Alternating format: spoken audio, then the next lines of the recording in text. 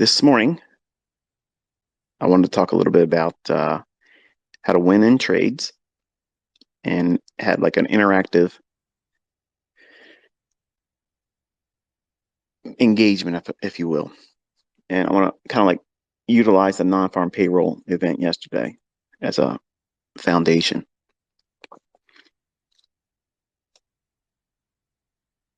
One of the things that you're going to hear me say a lot in the videos, the boring parts that most people don't like to hear, is that you have to understand yourself, know yourself, and, or as it's said many ways, it's know thyself.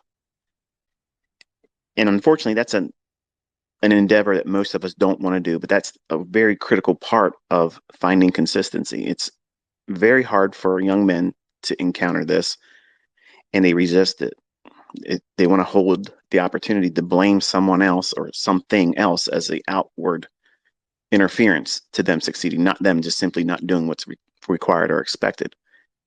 And there's no shortcuts, and I don't sugarcoat it at all. And unfortunately, that turns off a lot of people because they want it right now, real quick and short to the point. And they discover, chasing other approaches or shorter methods that promise, profitability.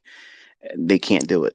They might have flash in the pan one hit wonders here and there, but that's not consistency. And my aim as a mentor is to teach you how to find your consistency, not mimic mine or try to keep up with other people on social media, but you're trying to find your own lane and stay in it. So the way you do that is understanding and determining, very painfully for most people, what your personal weaknesses are. And that's an ugly area in everyone's life that we want to try to pretend doesn't exist, because every one of us have a weakness. Every single one of us has a frailty, something that brings a reason for ruin. And I mentioned I don't know if it was two spaces ago, where I covered, like, for young men, if their personal relationships are always plagued with, drama and such, your trading's going to be very bad, because you're not being responsible in your relationship, and you're going to bring those same character flaws into a method of making money that requires discipline. You have to be like a machine. Like, you have to be so objective about what it is you're doing and understanding where you will mess up, what makes it or what invites recklessness in you. And as a young man, I didn't want to identify on any of those things initially, when I had many reasons to have that. Failed marriage, you know, troubled upbringing, parents that didn't want have anything to do with me. And I used all those things as a chip on my shoulder. And I wanted to have an instant gratification in the marketplace to replace that pain. And it doesn't work that way. And unfortunately, a lot of the sugar-coated shit that you see in this industry kind of caters to that. Hey, buy my course, buy my shit. I'll teach you how to trade in 2 months or 3 months, and you'll be able to, make a lot of money and be part of the 1% crowd. And you find that that's not true, because they themselves haven't even mastered themselves, the teachers, the educators. But they put this mask on, hide it. I don't ever wear a mask like that. I literally come out here, and every time I talk to you, I'm talking from real world experience, embarrassments, failures, things I've done, blown accounts. I don't ever hide any of that stuff, because you all have to endure those types of things and figure out what it is that's going to cause you ruin, what is going to derail you. And before you can ever find winning consistency in your trades, you have to identify those character flaws. Many of you might be using alcohol. Many of you might be doing drugs, recreational or whatever you want to call it. That's going to have an impediment in your ability to be consistent, because you're changing the state of your focus, your lucidness. You're not going to be at optimal levels if you're doing things like that. And if you do drink excessively, you should not be in front of your computers. You shouldn't be doing anything like that. And you shouldn't be inviting, let me say it clear, because I don't think I said it clear enough. You should not be inviting substance abuse into your trading. And I have students that have wrestled with that, and they tried to ignore it and they hid it from me when they were telling me they were having problems with finding consistency and saying, I can see it after the fact, but it frustrates me. I can't do it then. And come to find out, they have been wrestling with alcoholism. And you can't ignore it. Like, that's a big elephant in the room. And maybe that doesn't fit you or your problem. And all of us have a problem. All of us have a kink in our armor that it may not be a big deal to anyone on the outside, but for us that have to deal with it, it's like a rock in your shoe. You can't run the fastest. You can't stand on good footing because it hurts. It's painful. And it's a distraction from whatever you're doing. So if that's an endeavor that you're fearful of, you need to get over that. Find out what it is that is a problem for you. It may be codependency. You may need to be with someone for, you know, companionship. And if you don't have it, it makes you lonely. It makes you feel anxious.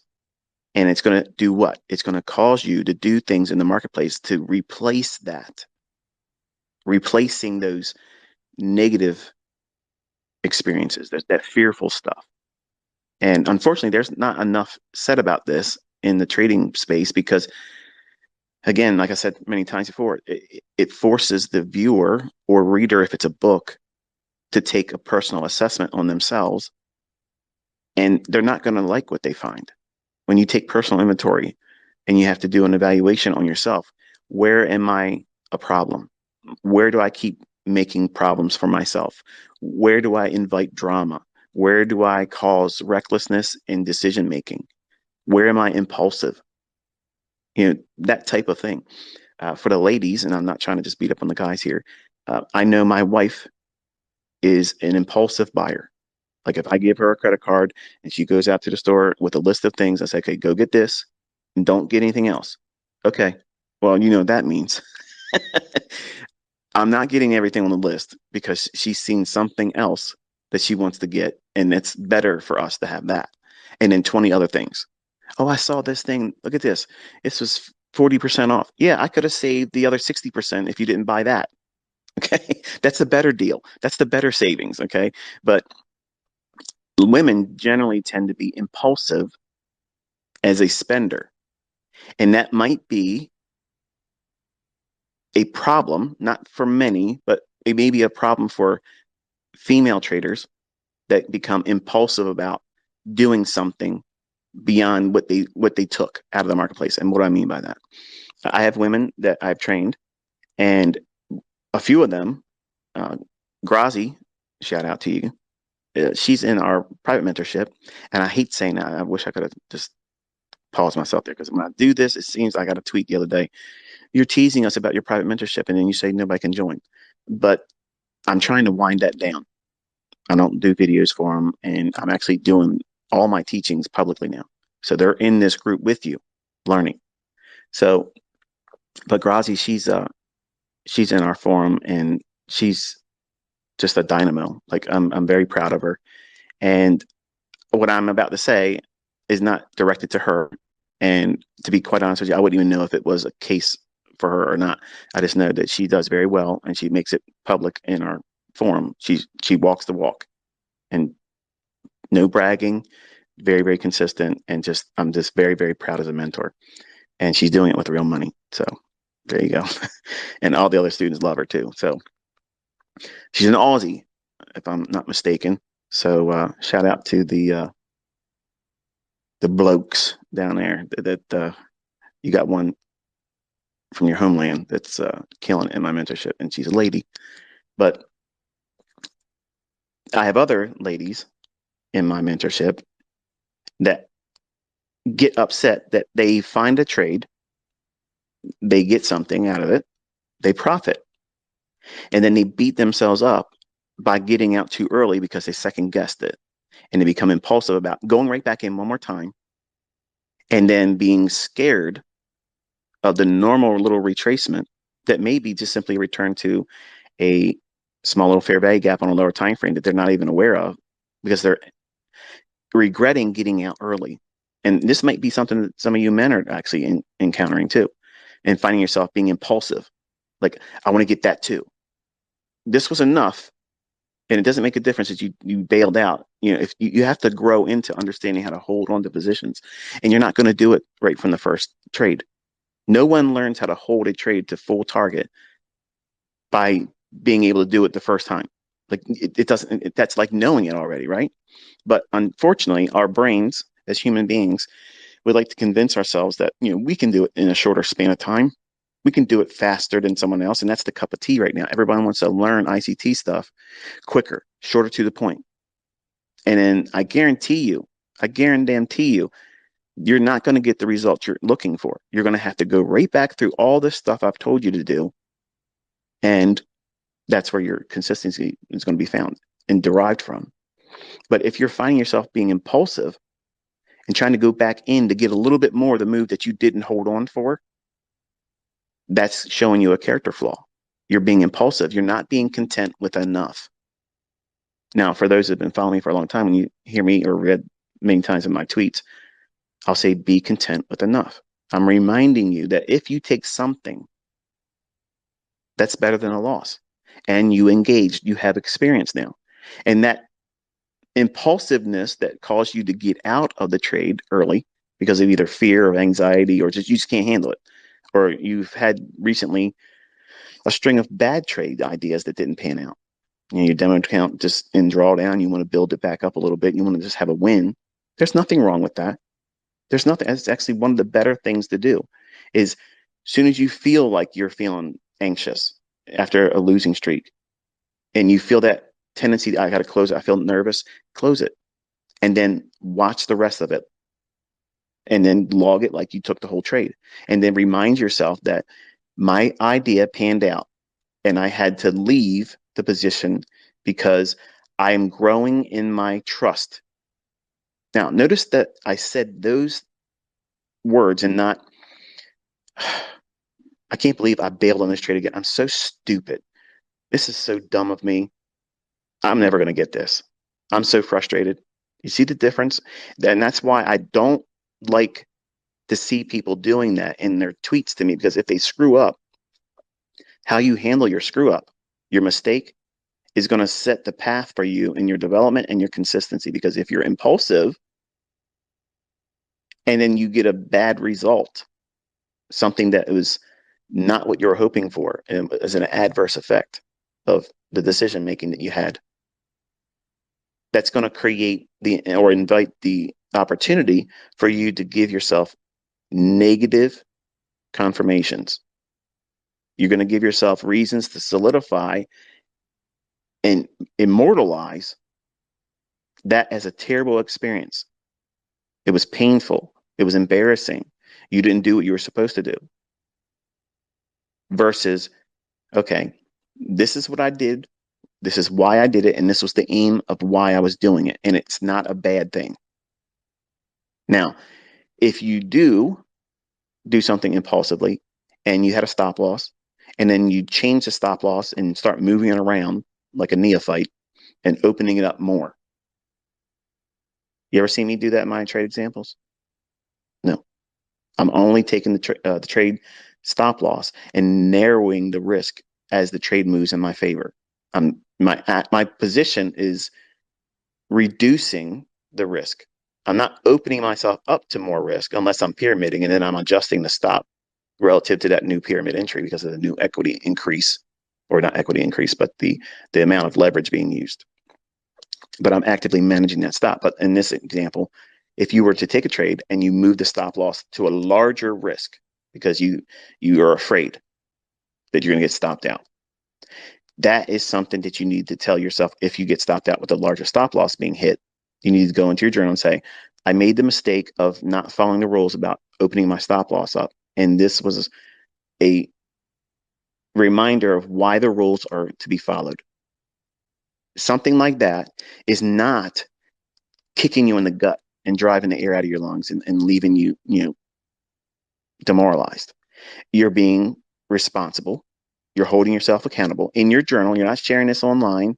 You're not saying, hey, ICT, this is what I did. Blah, blah. You're not reporting to me. Those types of things go in your journal. You're winning things and you're losing things. Those things are recorded for your benefit. That book, that trading book that you're building with your journal, that's the best trading book you're ever going to read because it's built on real experience and your unique perspective on the markets through your eyes, your personality brought into it, your unique experience. And it's unique to all of us. And that's the wonderful thing that I find so fascinating as a mentor, that I have so many diverse backgrounds and cultures and folks from all around the world that are doing it. And they all do it just a little bit different. And that makes it uniquely theirs. And I love that. So you got to know yourself. And it's a scary endeavor. And if you've been avoiding it, you need to just roll your sleeves up and say, okay, on a weekend, just evaluate what it is that you spend your time thinking about. Do you worry about making money, not making money? Are you going to get it? Are you obsessively thinking about, the worrisome idea of failing at this? Instead of doing that, you need to put yourself in a mindset where you're studying and looking at old things that you recorded in your journal. As soon as you feel like a negative wave is coming over top of you, you feel like something like doubt, concern that you're never going to get this, go back and look at old price moves that you have in your journal. That's the benefit of having a journal and where you got it right. That's such an encouragement because it's not like reading someone else's book or watching my video or watching my examples where I'm taking the trade. I know a lot of you like to live vicariously through me and my examples, but that only lasts for the video. When you have done something and you've either tape read, when you study price action without pushing a button, demo, or even a live account, and you're just studying price action or taking a demo, and you log that experience in your journal and you record it in your own words that this panned out exactly like I was expecting. It's so encouraging to see these types of things coming forward in my development. You want to be very positive in your journal. All your journal entries need to be positive. You want to be able to feel like you can't wait to go back and read them again. They're personal love letters to yourself. They're encouraging to yourself. No one's going to encourage you like you want them to do. Even me. I'm not there when you push a button. And when you do the funded account challenges or you get a big withdrawal and you got money coming in your hands for real, I can like your post, I can retweet it, but that stops moments after that. And you might see other people come in and be a flurry of other people liking it and saying, hey, way to go. I'll be with you soon. That's encouraging, but that only lasts for so long. Unlike a trading journal that tracks your development, where you have real occurrences, where you yourself have done the work, you saw the setup coming, and it panned out. When you have hundreds or more of those examples, and it doesn't take long to get them, but you have to do the work of logging it, recording it, studying it, and then seeing that you did it right that many times in the past. And then when you do it wrong, how infrequent that is, and how that becomes even less infrequent doing it wrong over time. That's the advantage of doing these things consistently and following a process. So having that mindset going in that one trade idea is not your entire career and it won't break you, and how you won't look at that as a way of inviting ruin to yourself. So knowing yourself, removing those weaknesses, or at least trying to keep them from influencing your trading decisions, that's important.